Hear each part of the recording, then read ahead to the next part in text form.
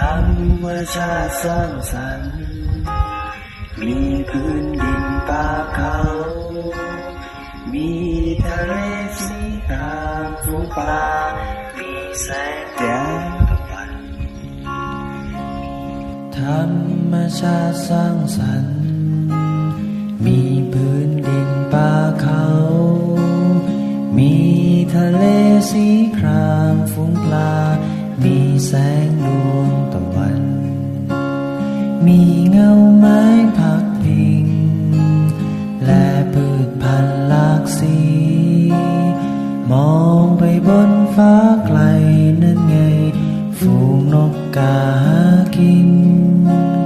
ความสมดุลเชื่อมโยงถึงกันคนสัตว์ป่าไม้เราแค่คนผ่านทางชั่วคราวมีชีวิตในช่วงเวลาบางครั้งเราอาจคงหลงทางจนหลงลืมบางสิ่งว่าลมหายใจคือสิ่งสำคัญคืนอากาศสดใส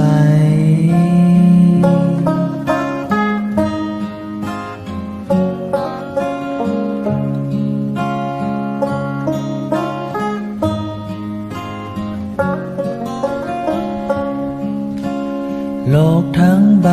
อย่าได้ครอบครองจับจองเป็นของใครยามเมื่อเราหมดลมหายใจสับสิ้นเพียงความว่างเปล่าในวันนี้เราได้พักพิงแอบอิงในโลกใบเก่า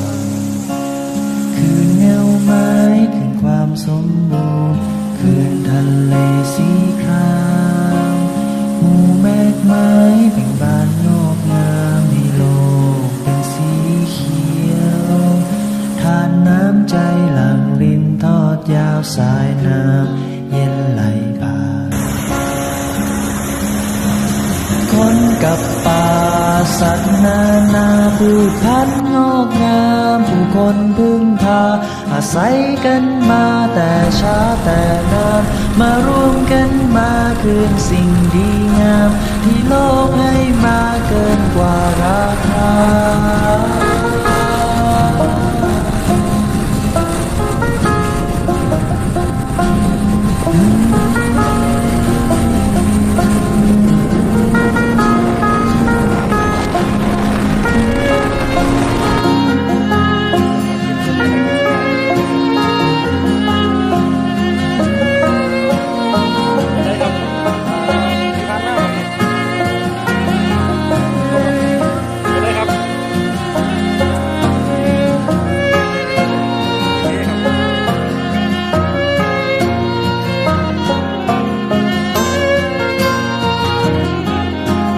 คนกับป่าสัตว์นานาพืชพันธุ์งอกงามผู้คนพึ่งพาอาศัยกัน